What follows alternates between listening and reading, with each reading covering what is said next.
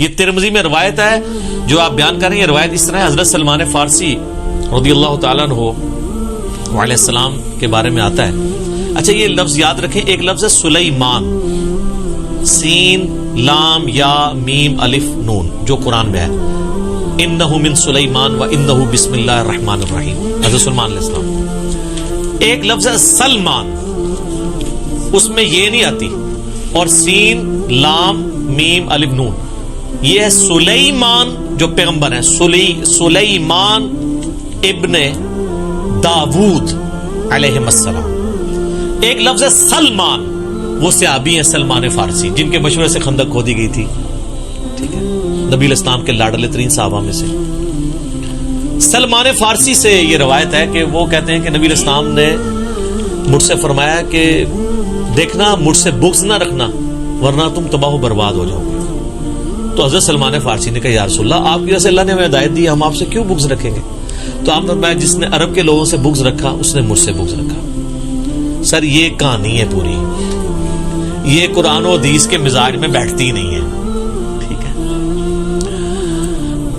اور آپ یہ اتنی بڑی کہانی ہے کہ امام ترمذی نے ساتھ لکھا ہے کہانی ہے. امام ترمذی نے لکھا ہے یہ روایت منقطع ہے, اور پھر ساتھ لکھا میں نے اپنے استاد امام بخاری سے پوچھا.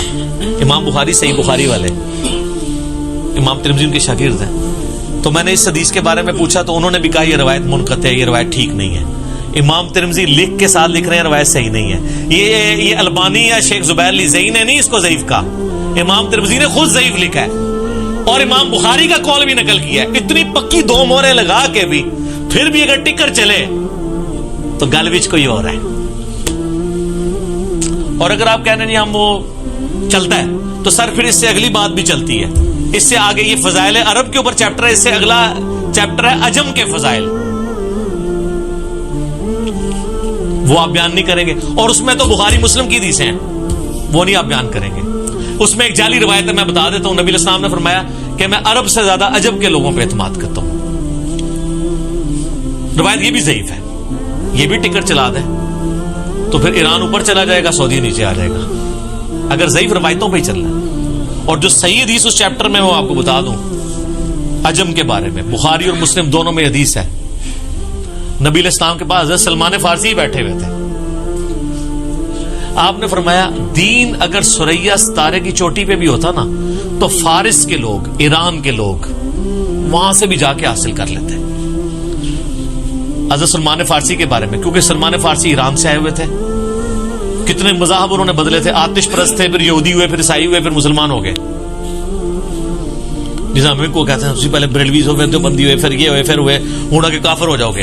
سر اس سلمان فارسی بھی کافر نہیں ہوئے, اسی بھی سلمان فارسی دے مننے والے ہیں, ٹینشن نہ لو تسی. انہوں نے بھی تسی یہی کہنا سی کہ سر اتنے مذہب بدلے نہ بدلیا کرو, جس طرح تہاڈے باوجداد سن آتش پرست ہی رہندے, آپ نے اپنے بزرگوں کا مسلک چھوڑ دیا. تو بزرگوں کا مسلک چھوڑنا کس کی سنت ہے؟ سلمان فارسی کی. ٹھیک ہو گیا. تو انہوں نے بھی یہ, تو وہ بخاری مسلم کے الفاظ ہیں. آپ نے سورہ جمعہ کی آیت تلاوت کی کہ وہ لوگ جو ابھی ان سے آ کے میرے اصحاب سے آ کے ملیں گے, تو آپ نے فرمایا یہ بشارت ہے ان لوگوں کی جو بعد میں لوگ آئیں گے, اور وہ فارس کے لوگ, جی دین اگر سریا ستارے کی چوٹی پہ بھی ہوتا نا, یہ اتنے انٹیلیجنٹ لوگ ہیں کہ وہاں سے دنیا میں سر 3 علاقوں کے لوگوں کو انٹیلیجنٹ مانا گیا انسانی ہسٹری میں, یونان کے لوگ, فارس کے لوگ اور سب کانٹیننٹ کے لوگ, تمام چوٹی کے لوگ یہاں کے ہیں. تو اس زمانے میں تو بڑے عروج پہ تھے. اور دیکھ لیں نبی علیہ السلام کی بات کیسی ثابت ہوئی ہے. آپ کے سارے محدثین آلموسٹ فارس کے, اور فارس میں پورا ایریا آتا ہے, افغانستان کا, عراق کا, ایران کا, یہ سارا. اور افغانستان کو تو عزم کر لیں, امام ترمذی افغانستان کے ہیں, ابو داؤد افغانستان کے ہیں. عراق کو بھی عزم کر لیں, ٹھیک ہے, امام حنیفہ کوفے کے تھے. ایران کو نہ عزم کریں تو میں ایران کی مثال دیتا ہوں. آپ کے جو امام مسلم ہیں یہ نیشا پور کے ہیں. ان کے نام کے ساتھ لکھا ہے مسلم بن حجاج القشیری نیشا پوری. نیشا پور جا کے گوگل میں لکھیں, آج بھی ایران کا شہر ہے, اس وقت والا جو ایران ہے. حدیث کے بہت بڑے امام نیشا پور کے. امام حاکم جنہوں نے المستدرک الحاکم لکھی ہے بخاری و مسلم کے اوپر, چھوٹی ہوئی حدیثیں جمع کی ہیں, ان کا نام یہ ہے امام حاکم نیشا پوری. اس کے علاوہ کئی ایک ہیں. تو وہ اللہ تعالیٰ جس کو مطلب اٹھا لے, تو بیسیکلی یہ تھا. تو میں سمجھتا ہوں غلطی کی وجہ سے ایسا ہوا ہوگا, میں نہیں کوئی انٹینشن میں نہیں برا. تو میں آخر میں ریکویسٹ کرتا ہوں کہ سر حدیث لانی ہے نا بکس والی, ہم آپ کو بتاتے ہیں ایک حدیث ہے,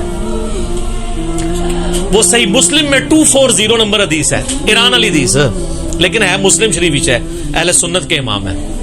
علی سے محبت نہیں رکھے گا مگر مومن, علی سے بغض نہیں رکھے گا مگر منافق. اور مسند امام احمد میں ہے, جس کو سلفی تو بہت مانتے ہیں احمد بن حنبل کو, مسند امام احمد میں ہے, المستدل حاکم میں نبی اسلام فرمایا جس نے حسن و حسین سے محبت کی اس نے مجھ سے محبت کی, جس نے حسن و حسین سے بغض رکھا اس نے مجھ سے بغض رکھا. اور سر عرب ملکوں میں یہی ہو رہا ہے اس وقت, آپ کے نام میں حسن و حسین لکھا ہو نا پاسپورٹ پہ, آپ کو لادا کر دیتے ہیں. یہ حدیث کے ٹکر چلائیں اور اپنے بزرگوں کو وہاں چلوائیں. ایک طرف آپ کہتے ہیں حسن و حسین کو مانتے ہیں, اور دوسرا اب میرے بچوں کے ناموں کے اندر تو سارے اہل بیت والے نام آتے ہیں. میری بیٹی کا نام زارا ہے, بڑی کا, چھوٹی کا زینب ہے, تو اہل بیت کے نام ہے. میرا خود نام محمد علی ہے, میں بھی بھگت بیٹھا ہوں میں سے آپ کو بتاؤں. اب تو خیر ویسے ہی نہیں جا سکوں گا, میں اس زمانے کی جب مجھے کوئی جانتا بھی نہیں تھا. تو یہ سر بکس والی جو روایتیں ہیں نا وہ کہیں اور بھی ہیں.